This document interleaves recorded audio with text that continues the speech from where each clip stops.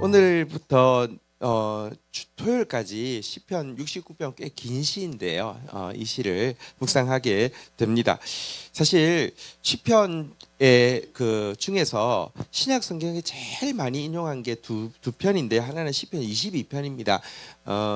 조금만 생각해 보면 그 시는 정말 예수 그리스도의 십자가에 대해서 그렇게 자세히 예언할 수 없는 시입니다. 그래서 제일 많이 인용하고 있고요.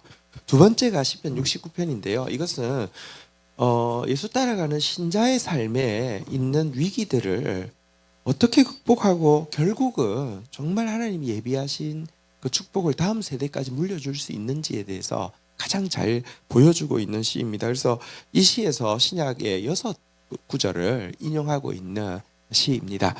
사실 우리가 이제 좋은 것을 아끼지 아니하시겠다고 주님 약속하셨는데 사실 이 시에 보면 이렇게 많은 위기들 이렇게 나옵니다. 근데요, 사실 하나님께서 좋은 것을 아끼지 아니하신다고 이야기할 때 제가 여러 차례 말씀드렸지만 그냥 가만히 있는데 주는 게 아니라 싸워서 이기는 것이고요. 사실 싸울 제일 주된 대상은 뭐냐고 하면 내 안에 있는 죄입니다. 여러분, 하나님은 우리에게 어떤 것도 아끼지 않습니다. 근데 죄가 있으면요, 주시는 것들도 다 변질될 수밖에 없습니다. 그래서 사실은 좋은 것 아끼지 않기 때문에 우리의 죄 문제를 깊이 다룹니다.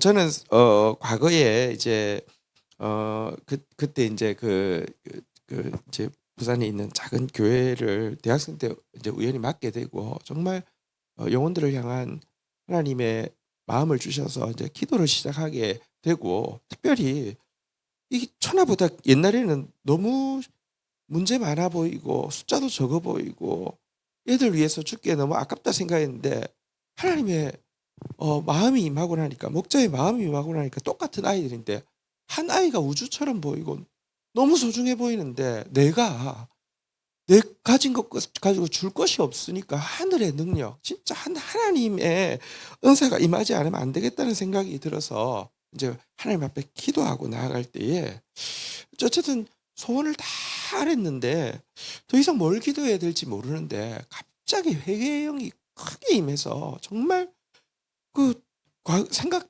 별로 보통 때 그렇게 기도하면서도 잘 생각하지 않았던 죄까지 막 쏟아지면서 막 기도하고 나서 정말 깊이 회개하고 나서 갑자기 평화가 임하고 산속에서 혼자 기도할 때였는데 평화가 임하고는 이제 방언이 임하면서 뭐랄까요, 하나님이 영혼들을 이제 감당할 수 있는 능력을 주시는 출발점이 되었던 기억이 있습니다. 그래서 좋은 거 주실 때는 꼭 먼저 회개를 요구하시는구나. 이것을 그때 깊이 체득하는 시간이 있었는데요. 그래서 오늘 좋은 거 주시겠다고 했는데 한편으로는 다시 무슨 이렇게 막 이렇게 회개하고 또 막 신음하고 뭐 이거 왜 나왔나 이렇게 생각할 수 있는데 이 시의 끝에 가면요, 축복을 다음 세대까지 정말 전수할 수 있는 이렇게 그 사람으로 온전히 나라로 회복되어지는 것을 보게 될 것입니다. 우리 한번 소망과 기대를 가지고 보도록 하겠습니다. 1절, 2절 먼저 교독하고 시작하도록 하겠습니다. 시편 69편 1절, 2절 먼저 교독하겠습니다. 하나님이여 나를 구원하소서. 물들이 내 영혼에까지 흘러 들어왔나이다. 2절 읽겠습니다. 시작. 나는 설 곳이 없는 깊은 수렁에 빠지며 깊은 물에 들어가니 큰 물이 내게 넘치나이다. 이 시의 배경은 이제 압살롬의 반역 때입니다. 사실 이제 그가 지었던 죄, 숨어서 이렇게 간음하고 살인했는데 백주대낮에 자기 아들이 그러니까 후궁들을 막 간음하고 그다음에 이제 그 의인들을 막 살인하고 이런 일들이 일어나고 자기는 사실은 이제 임종하기 몇 년 전이거든요. 근데 그때 이제 왕위에서 쫓겨나서 이렇게 요단강을 건너버렸습니다. 요단강을 건넜다는 것은 이제 진짜 요즘 우리가 요단강 건너는 게 죽는다는 것을 의미할 때도 많이 쓰지만 요단강을 건너서 가나안 땅으로 들어오는 게 아니라 요단강을 건너서 여러분 지금 요르단 땅으로 넘어갔다는 것은 진짜 희망이 없는 그런 상태인데요. 이때 쓴 시입니다. 1절에 나오는 고백대로 진짜 내 영혼이 익사할 것 같아라고 1절에 성경 구절은 이제 그때 띄워주시면 됩니다. 1절에서 이렇게 고백을 하고 있습니다. 하나님 구원해 주십시오. 내 영혼이 지금 물에 잠기게 되었습니다. 어떤 정도의 물이라고 이야기합니까? 2절에 보니까요. 한번 따라하겠습니다. 깊은 수렁. 여러분 그 늪 같은 데 있잖아요. 그죠? 뭐 옛날에 죄송합니다. 타잔 영화 같은 데 보면 이렇게 빠졌는데 쑥 해서 끝까지 들어가는 수렁이 있잖아요. 그죠? 그다음에 한번 따라하겠습니다. 깊은 물.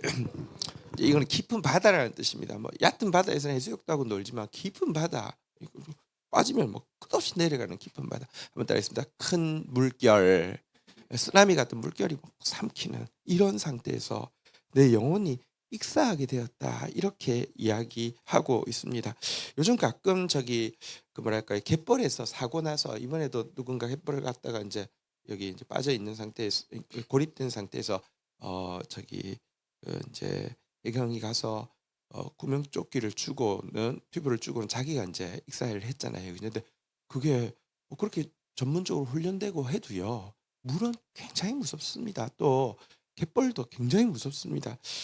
진짜로 그래서는 안 되는데 제가 어느 날 밤에 바닷가에 갔는데 이렇게 뭐 이렇게 뭐랄까요, 이렇게 밑에 가면 뭐 조개 같은 것이 많아 보이는 그런 바다에서 한 여기서 한 이 정도까지밖에 안 갔어요. 근데 거기 사람이 없었는데 여기까지 갔는데 이게 발이 안 나오는 거예요. 근데 물은 물때가 있잖아요. 물이 이제 점점 들어오고 있는데 그때 정말 막 공포를 느꼈어요. 이게 발이 아무리 움직여도 안 빠져요. 근데 물이 이제 점점 들어오고 있으니까 실은 그렇게 멀리 간 것도 아닌데 사람이 없으니까 정말 무섭더라고요. 그래가지고 이게 뭐 아무리 해도 안 나오니까 이렇게 일단 아예 누워서 이렇게 면적을 넓게 해가지고 그래가지고 뭐 어쨌든 뭐 그랬는데 진짜 죽을 수 있구나라는 생각을 했었는데요. 그건 그래도 뭐 이렇게 늪이라고 해도 이 정도밖에 안 빠지는 데잖아요. 그죠? 진짜로 이렇게 끝없이 빠져드는 깊은 바다, 막 쓰나미 같은 물결이 오면 얼마나 무섭겠습니까? 다윗이 지금 상황이 그렇잖아요. 그죠? 이제 요단강을 건너서 저 반대쪽으로 왔어요. 나이도 지금 이제 자연사할 나이도 다가왔어요. 이 뭐 희망이 하나도 안 보여요. 어떤 때는 이때 쓴 시들이 여러 개 있지만 뭐 용기를 내 보기도 하고 또 뭐 하나님 막 탄원해 보기도 하는데 이제는 이제 끝이구나. 나 그냥 익사하는구나. 이런 생각을 할 정도의 상태인 것을 알 수 있습니다. 여러분 근데 사실 다윗은 성경에서 보면요, 온전한 마음으로 또 정직한 마음으로 그러니까 하나님을 따르는 대명사로 나오고 있습니다. 다윗의 길로 행했다라는 것은 진짜 하나님 앞에 두 마음 아니라 한 마음을 들였고 위선 없이, 여러분 다윗을 정직의 대명사라고 이야기합니다. 그러니까 이것은 죄를 안 범했다는 게 아니라 하나님이 지적하시면 위선 없이 그냥 자기 죄를 인정하고 이렇게 시인했다는 뜻입니다. 다윗의 길로 행해도 이처럼요, 영혼이 익사할 것 같은 깊은 수렁, 깊은 바다, 큰 물결에 이렇게 휩쓸릴 때가 있다는 것을 보여주고 있습니다. 여러분 여기 1절에 구원하소서 그랬는데요. 이 시가 신약에서 제일 많이 인용되는 두 편 중에 한 편이라고 그랬잖아요. 여러분 신약 성경에서 말하는 구원이라는 게 뭘까요? 너무 쉽게 이렇게 생각합니다. 예수 믿고 복 받는 게 구원이라고 생각합니다. 예수 믿고 나서 기도하면 응답받고, 예수 믿고 나면은 병 낫고 은사 받고 부자 되고 승리를 얻고 영광을 얻고, 이게 예수 믿는 거라고 생각합니다. 그러고 나면요, 성경 안 읽어도 돼요. 솔직히 그러니까 진짜 오늘날 예수 믿는 거처럼 쉬운 게 없습니다. 내 잘 되게 하는 건 다 예수 믿는 거예요. 내 잘 되는 거 방해하는 건 전부 사탄이 되면 되는 거예요. 임성근이라고 그 해병대 막 폼나게 한다고 이렇게 뭐랄까요, 막 구명조끼도 못 입고 막 들어가게 해가지고 죽여놓고는 그 다음부터는 모든 로비 다 동원해가지고 막. 근데 예수 믿는 사람이라면서 구속하기 직전이니까 뭐 핸드폰 비밀번호가 20자리인데 그거 저 도저히 기억이 안 나서 모르겠었는데 지금 구속될 위기가 되니까 그게 갑자기 기적적으로 기억이 났습니다. 하나님의 사랑입니다. 이게 지금 왜냐고 하면요. 너무 많은 신자들에게 지금 미국 교회는 한마디로 이야기하면 번영 신앙이에요. 지금 하나님 이야기 제일 많이 하고 있지만 하나님 믿으면 잘 되는 게 하나님 믿는 거예요. 미국이 위대해지면은 자기들이 말하는 위대해지는 거 뭐 깡패처럼 해서라도 위대해지면 그게 하나님 축복 내린 거예요. 그거 아니에요. 여러분 성경에서 말하고 있는 구원, 예수 믿고 복 받고 막 잘 되고 성공하고 이게 예수 믿는 거 아니에요. 구원의 길이란 어쩌면 이 오늘 여기 나온 것과 같이 지옥의 바다를 넘는 과정이 있어야지만 구원에 이르는 것인데 이 과정을 주님은 감당하게 해주신다는 것이 구원의 길입니다. 교회를 위해서 이렇게 많이 이제 그 기도해주고 또 도움 주고 있고 우리도 또 간절히 기도하고 있는 원숙자회사 그 따님이 이제 어저께 이제 만났는데 이제 뭐랄까요 이제 일반 병실로 옮기셨어요. 그리고 자기 손으로 물을 이제 조금씩 적실 수 있는 정도까지 돌아오고 했는데 하는 이야기가 어머니한테 나 정말 지옥을 이렇게 건너온 것 같다라고 이야기할 정도. 정말 진짜 죽음의 위기를 진짜 지옥을 건너온 것 같다는데 성경에서 이야기하는 구원이라 신약에서 이야기하는 구원이라 예수님으로 말미암아 지옥의 강을 건너는 것을 이야기하지. 예수 믿고 나면 내 마음대로 무조건 잘 되는 거 그렇지 않습니다. 만만한 것이 아님을 성경은 이야기하고 있습니다. 자 이제 3절 4절 교독하도록 하겠습니다. 내가 부르짖음으로 피곤하여 나의 목이 마르며 나의 하나님을 바라서 나의 눈이 새하였나이다. 4절 같이 한번 읽어보도록 하겠습니다. 시작. 까닭없이 나를 미워하는 자가 나의 머리털보다 많고 부당하게 나의 원수가 되어 나를 끊으려 하는 자가 강하였으니 내가 빼앗지 아니한 것도 물어주게 되었나이다. 자, 이 두 구절에서는 그가 왜 영혼이 지금 익사할 것 같다라고 느끼는 가장 중요한 두 가지 이유가 설명되어졌습니다. 3절에 보면 첫 번째 이유가 나오는데요. 얼마나 부르짖었든지 피곤하다는 말은 이제 더 이상 피곤하고 목이 마르다라고 저기 화면 좀 띄워주시고 그대로 그냥 띄워놓으세요. 피곤하여 목이 마르다는 것은요 얼마나 부르짖었든지 더 이상 목소리가 안 나올 정도가 되었다면 이런 뜻이겠죠. 눈이 새하였다는 것은 눈이 퉁퉁 부어가지고 이제 보이지 않을 정도가 되었다는 뜻이죠. 여러분 너무 부르짖어서 소리가 안 나오고 너무 울어서 이렇게 눈이 이렇게 떠지지 않을 정도였지만 하나님이 응답이 없다는 것입니다. 하나님이 침묵하신다는 것입니다. 진짜 신약에 나온 표현대로 하면 나의 하나님 어찌하여 나를 버리셨나이까 이 고백이 저절로 나올 수밖에 없는 하나님의 침묵이 그로 하여금 영원히 익사할 것 같다라고 느끼게 하는 이유였다 이렇게 이야기를 하고 있는데요. 하나님은 여러분 어떤 사람이 굉장히 멀고 어떤 사람이 가깝습니다. 근데 어떤 사람은 멀어도 하나도 불편하지 않아요. 그런 사람은 멀수록 좋습니다. 근데 다윗같이 성경에 하나님을 경외하는 자에게는 하나님이 당신의 친밀함을 보이신다고 그랬어요.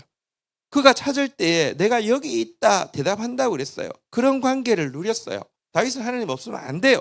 그런데 지금 이 상황에서는요 하나님이 완전한 침묵으로 일관하고 있으니까 정말 그의 영혼이 이거 진짜 끝이구나. 하나님도 나를 버리셨구나. 이 생각이 그를 완전히 사로잡고 있었다라는 것입니다. 그런데 이런 침묵의 순간이 있습니다. 저도 이렇게 이런 한 순간이 기억이 나는데요. 어릴 때 우리 영진이가 그러니까 그 뇌수막염에 걸렸던 적이 있습니다. 몇 살인지 한 5살인지 4살인지 막 이렇게 어릴 때인데 애가 갑자기 축 처지고 병원에 가니까 뇌수막염이라고 하면서 이렇게 골수를 뭐 이렇게 뭐 척수에서 뭘 빼내야 되고 그러는데 이렇게 이 뭐랄까요? 이게 막 아이가 막 이제 살려 달라고 이렇게 저기 이 너무 아픈 주사니까 막 살려 달라고 막 그러는데 커튼 뒤에 이제 나가 있으라 해서 커튼 뒤에 있는데 아이가 막 살려 달라고 외치는데 이거는 근데 이걸 해야지만 되잖아요. 그죠? 그러니까 아이를 도와줄 수 없잖아요. 그죠? 아이가 보통 뭐 아빠 부르면 금방 아빠 여기 있어." 이렇게 이야기해 하잖아요. 그죠? 근데 그때는 할 수가 없잖아요. 그죠?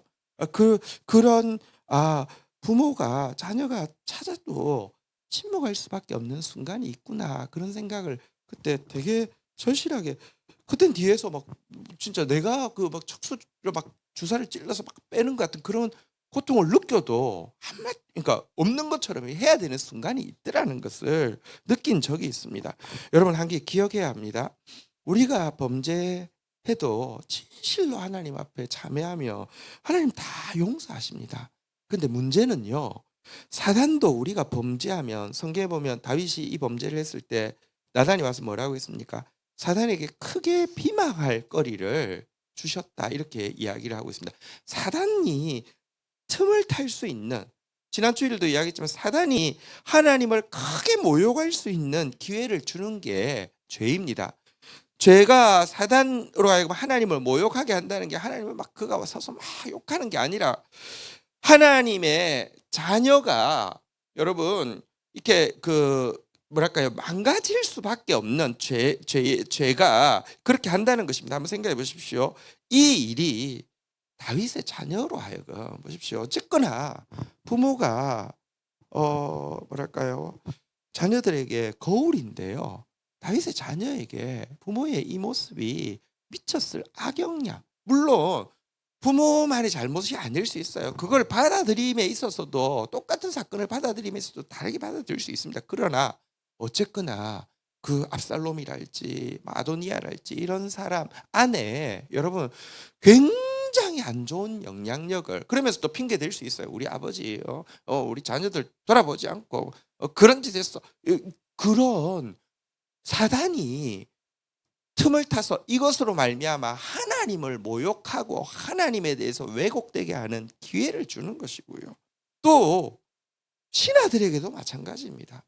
심지어 이 반란 때는 함께 했지만 이 반란 끝나고 나서 제일 큰 왕국의 참 암덩어리가 된 것이 요압이잖아요. 근데 요압이 다윗이 이 살인죄를 범할 때 우리아를 할 때 그 입에 혀처럼 했던 사람이잖아요. 이 일이 있으니까 다윗도 요압 앞에서는 아무것도 못해요. 근데 괜찮을 때는 괜찮았는데 그에게 교만이 들어가고 났을 때는요. 그가 이 하나님의 나라가 아니라 이제 진짜 세속적인 왕국으로 변하게 하는 핵심 요소로 역사하고 있고요. 그 상태에서 다윗이 평안하게 죽고 왕위가 넘어갔다고 하면요. 다윗의 나라는 더 이상 하나님의 나라가 아니라 인간의 나라가 될 수밖에 없습니다. 다윗이 죽기 전에 하나님께서 이미 그는 다 용서받았습니다. 하지만 그 죄과 죄의 열매가 여러분 사단으로 하여금 하나님의 뭐 이렇게 나라를 망가지게 하는 이것을 한번 정리해 주시지 않으시면요.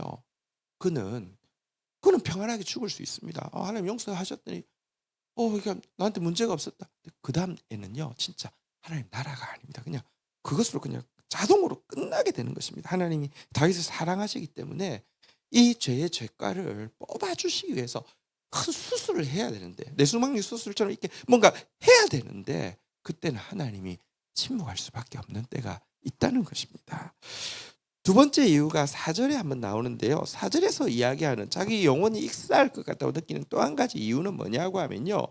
다윗을 미워하는 자가 너무 많아서 뭐처럼 많다고요? 머리털.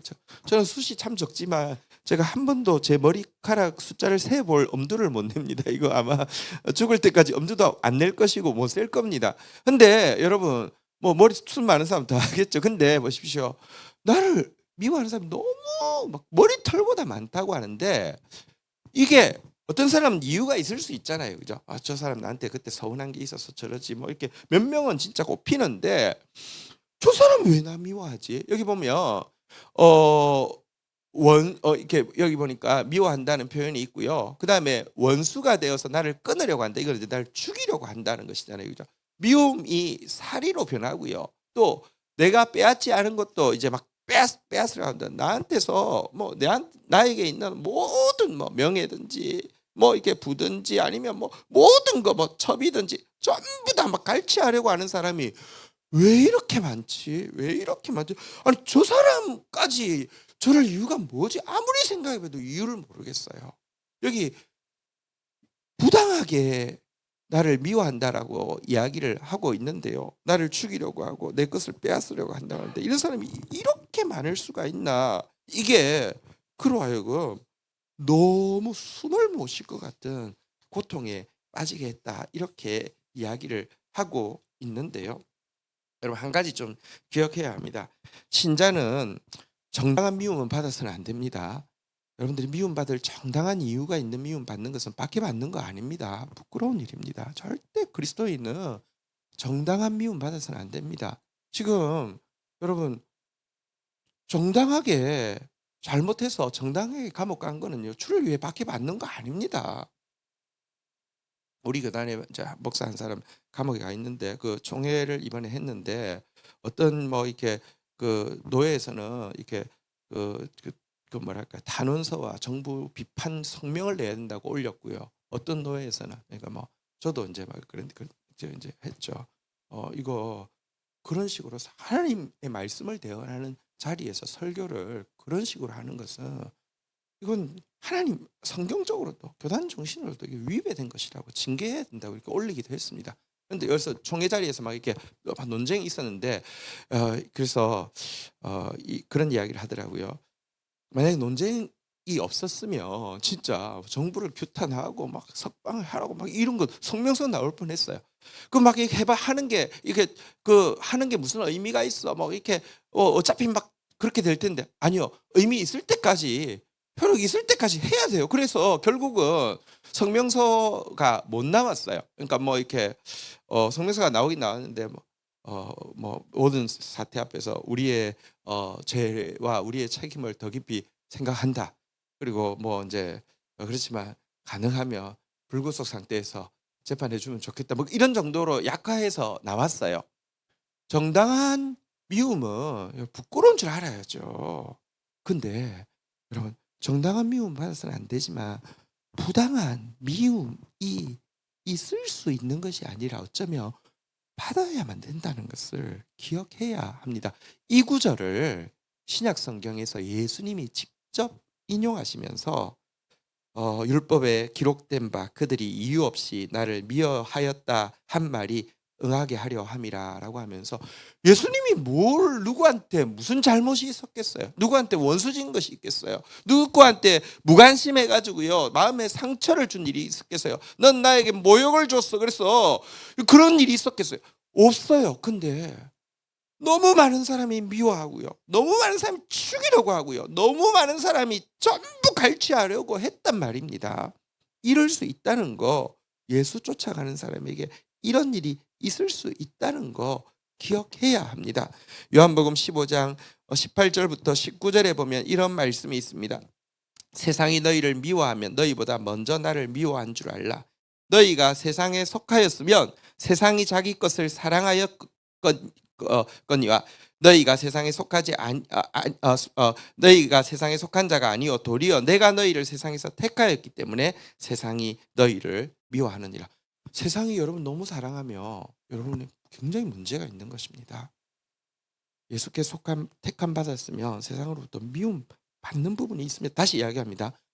부당하게 미움 받는 그 길을 걸어가는 저와 여러분들 되기를 주의 이름으로 축원드립니다. 어쨌든 그러나 여러분 하나님은 침묵하시죠. 사람들은 막 미워서 막 죽이려고 하죠. 숨이 막히지 않겠습니까? 너무 힘든데요. 숨통이 어떻게 트이고 결국은 여러분 그 후대만 돼도 그냥 하나님 나라가 아니라 진짜 세상 나라가 될 뻔했는데 하나님 나라로 이어지게 되었을까요? 자 이제 반전의 출발이 시작됩니다. 5절 같이 한번 읽도록 하겠습니다. 같이 읽겠습니다. 시작. 하나님이여 주는 나의 우매함을 아시오니 나의 죄가 주 앞에서 숨김이 없나이다. 여러분, 영혼이 익사할 것 같은 여기에서 위기를 무엇으로부터 출발하느냐? 숨통이 어디서부터 트이느냐? 회개에서부터 트인다는 것을 보게 됩니다. 그는 고백합니다. 하나님, 내가 얼마나 우매한지 아십니다라고 이야기했는데, 여러분, 죄를 짓는 것은요, 여러분 아주 뭐랄까요, 클레버한 게 아니에요. 이렇게 뭐랄까요, 영특한 게 아니에요. 죄를 짓는 것 제일 멍청한 거예요. 제가 가장 많은 것을 빼앗아 가요. 하나님, 내가 얼마나 우매한지 주님이 아십니다. 또 내가 얼마나 죄인인지 주님이 아십니다라고 고백을 하고 있습니다.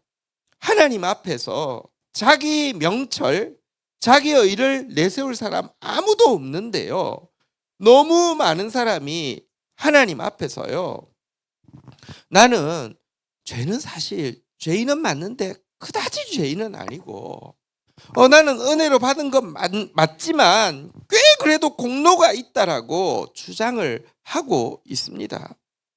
근데요, 여러분, 다윗은 지금 이 내가 우매하고 내가 죄인이라고 인정하는 건 뭐냐고 하면, 하나님, 내 모습으로는 절대로 이 지옥의 깊은 늪, 깊은 바다, 큰 쓰나미를 헤어나올 수 없는, 지옥에 빠질 수밖에 없는 전적으로 타락한 죄인입니다를 인정하는 것입니다. 많은 사람들이 죄인입니다 이야기해요. 은혜입니다 이야기해요. 근데요, 그냥 적당한 죄인이고요.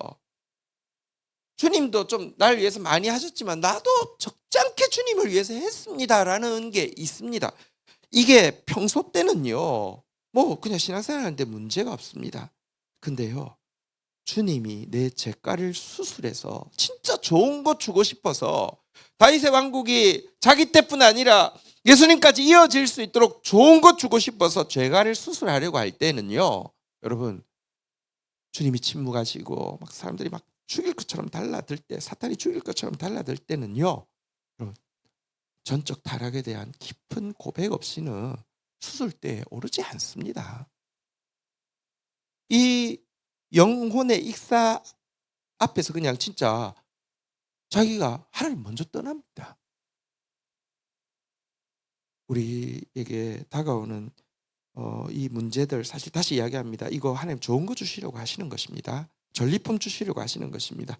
먼저는요, 전적 타락을 고백하고 나아가는 사람만이 이 위기를 극복할 수 있다는 거 기억하십시오. 오늘도 주님께서 여러분들 기도하고 나아갈 때 하나님께서 나의 죄에 대해서 전적으로 인정하고 나아가는 큰 은혜가, 내가 정말, 하나님, 내가 정말 죄인입니다, 내가 정말 우매합니다 고백하는 큰 은혜가 있기를 주의 이름으로 축원드립니다. 6절, 또 한 가지, 그가 이 숨통이 막힐 것 같은 이 위기를 이렇게 인공호흡하듯이 숨통이 터지는 계기가 있습니다. 6절 같이 한번 읽어보겠습니다. 시작.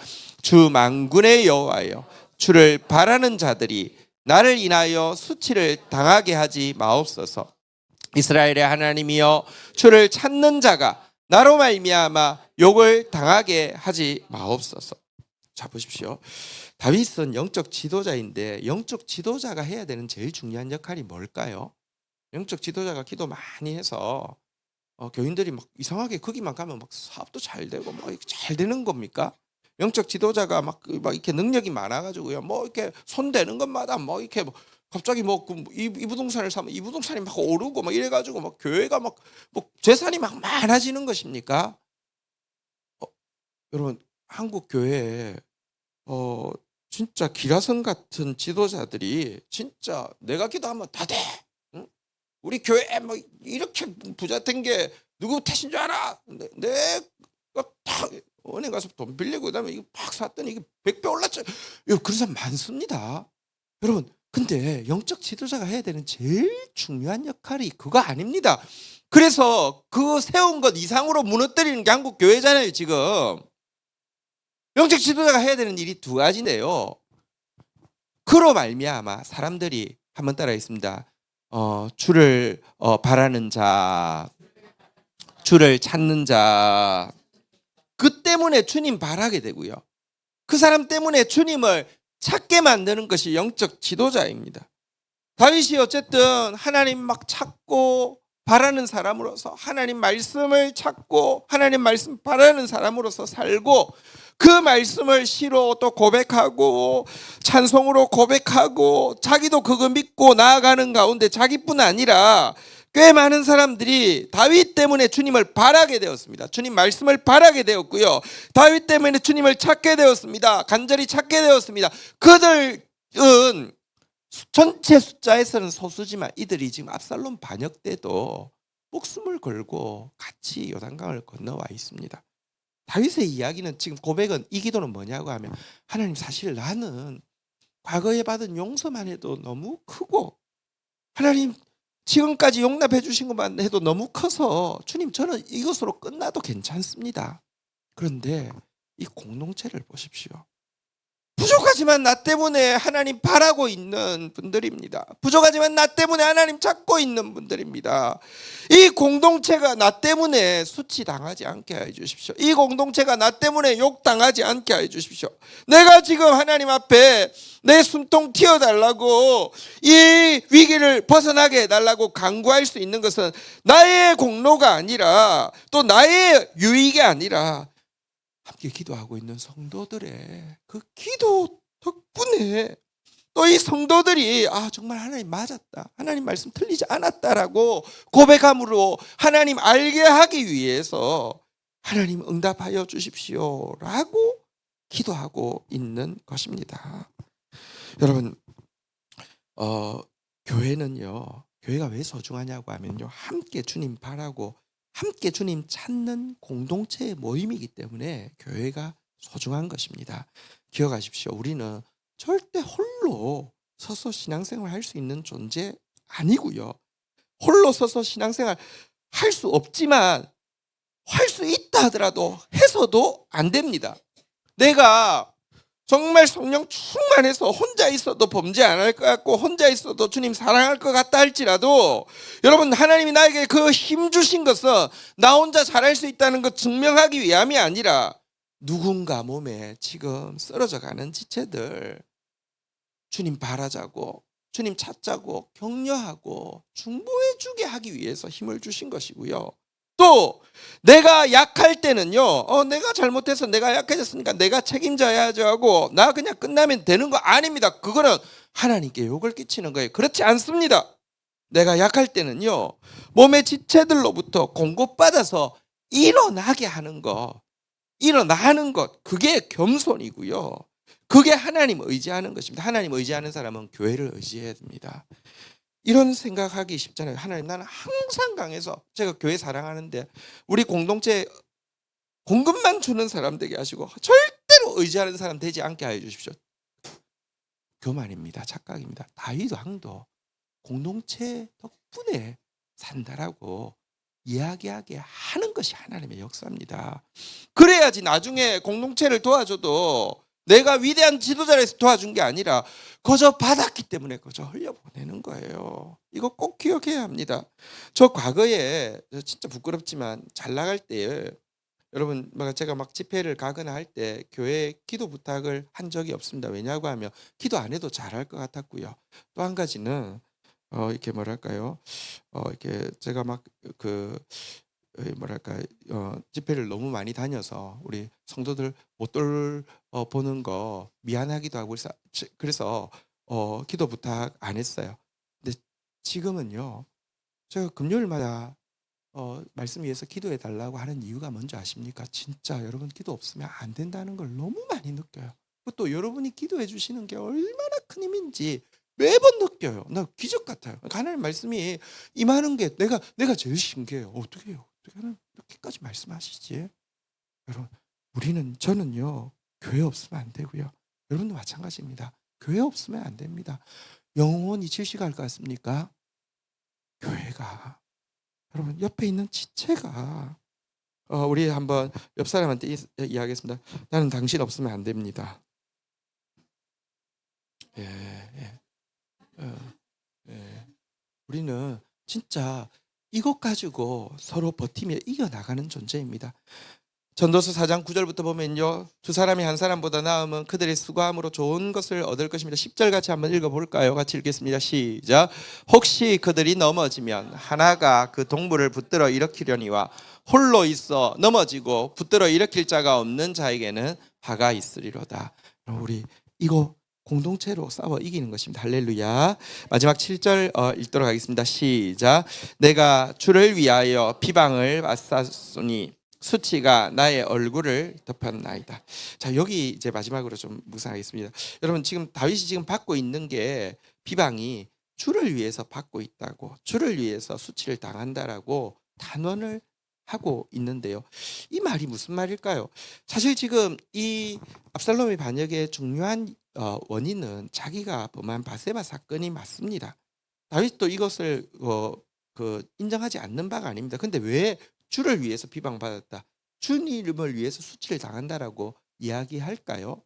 여러분, 지금 다윗이 이렇게 미움받고 이렇게 막 사람들이 죽이려고 하고 모든 것을 다 막 빼앗으려고 하는 이유가 바세바 사건이 아닙니다. 여러분, 사실 다윗이 바세바 사건을 범했다는 사실을 알았을 때 주위에 있는 신하들의 마음이 어땠을까요? 엄청 좋았을 것입니다. 왜? 공범이 되니까. 이제 니나 내나니까 나도 뒤에서 얼마든지 이렇게 더러운 일 하고 얼마든지 내 이익을 위해서 처단하고 할 수 있겠구나. 왜? 여러분, 세상에 제일 강한 게 범죄의 카르텔이에요. 같이 죄 짓는 사람들 얼마나 끈끈한지 몰라요. 신하들이 막 희열에 찼을 거예요. 근데 여러분, 다윗이 이 바세바 사건 이후에 이미 여러분 이 신하들을 긁었어요. 요즘